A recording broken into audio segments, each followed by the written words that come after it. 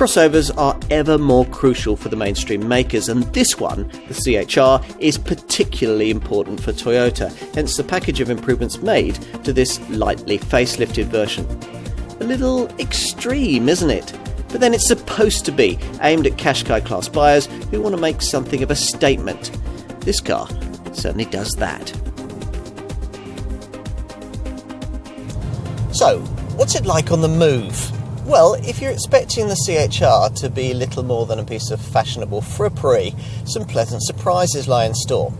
The car's built on the Toyota New Global Architecture platform shared with the current generation of Prius, which initially doesn't sound especially promising for a crossover that claims to be sporty. Don't be discouraged. Those underpinnings are impressively stiff and allow for a particularly low centre of gravity that help the engineers in getting around the handling drawbacks that would normally come with the CHR's high-riding stance. Thanks to that and a sophisticated suspension setup, this Toyota tries hard in the turns and feels more composed and commanding than you'd usually expect a car of this kind to be. The prime engine in the lineup, a 1.8-litre petrol-electric hybrid with 122 brake horsepower, isn't ideal for such enthusiastic driving. The required CVT auto gearbox hampers things quite a lot here, but if you adopt a more relaxed driving style, reasonably rapid progress is possible. And of course, impressively frugal WLTP returns are available, up to 109 grams per kilometre of CO2 and a combined cycle return of up to 58.8 miles to the gallon on green pump fuel. Before signing up for the 1.8-litre hybrid unit, though, we think you should at least consider the alternative 2-litre hybrid engine that Toyota has introduced as part of the changes made to this facelifted model. The brand says that this larger capacity unit provides a more energised drive, as you'd hope it would, given that power output rises to 182 brake horsepower. For us, this engine makes this car a much more complete proposition, partly because of its extra grunt, but mainly because it's better matched to the CVT auto gearbox, and it comes with a package of suspension changes and refinement updates. Just look at it. Can this really be a model made by Toyota, a brand once so notable for forgettably styled family hatchbacks? These days, this is a car we're now a little bit more familiar with, but see a CHR for the first time, and it's difficult to know what to look at first, with prominently projecting wheel arches, hidden rear door handles, and a floating roof headlining the design flourishes. Now, if you accept that the finished product is part coupe, part hatchback and part crossover, then without doubt it's the SUV element that's most obvious here at the front. The high bonnet framing a slender upper grille and headlights smeared at each corner. Not much has changed in profile, not much needed to. From this perspective, the coupe cues become more obvious, with an evident sense of movement, even at a standstill, thanks to this dramatic upward lower crease that rises sharply into the power-packed rear haunches. A few subtle changes feature at the rear.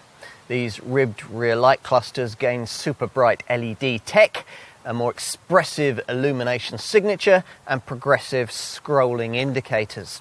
They continue to stand proud of the tapering bodywork, but are now connected by this sleek, glossy spoiler. And behind the wheel, well, it would have been such a disappointment if all that exterior innovation had been matched with dull, derivative interior design. Thankfully, as you can see, that's not the case. The quality of this improved model's cabin has been much enhanced in a variety of ways.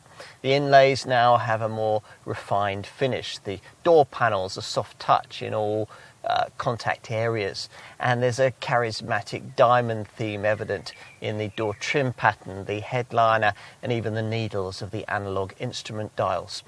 As before, these supportive sports seats position you ideally in front of this elegant, simple leather-stitched steering wheel through which you view two deeply cowled dials. There's a speedo and Toyota's usual hybrid power meter, these two gauges separated by a 4.2-inch colour screen for the onboard computer. Anything that small central instrument binnacle display can't tell you will probably be dealt with by this prominent 8-inch Toyota Touch 2 media screen. It's been usefully enhanced as part of the facelift updates. First, by a set of buttons and dials in the surrounding frame that make its functions easier to access on the move. And second, by the addition, at last, of Apple CarPlay and Android Auto smartphone mirroring. Time to take a seat in the rear, which is where you fear that the whole CHR experience might start to unravel. Well, it is what it is. Ultimately, given the limitations of the stylised shape, we reckon the designers have done pretty well here, though it's true that the cabin space back here is generally more akin to that you get in a crossover with smaller outward dimensions. Finally, let's take a look at the boot. Here again, the swept back rear styling might lead you to worry when it comes to issues of sense and sensibility. Let's see. Lift the tailgate, there's still no powered option, and there's quite a high loading lip, but once you get beyond it, there's a reasonably shaped, if rather shallow, space, 377 litres in size. In summary, as you probably gathered, we like this CHR quite a lot and think the update changes made here were well judged. We're disappointed that it's become a little pricey, but if you can live with that, this car remains an interesting alternative to more conventional contenders in the compact crossover segment. Much has changed at Toyota. If you doubt that, just go and try one of these.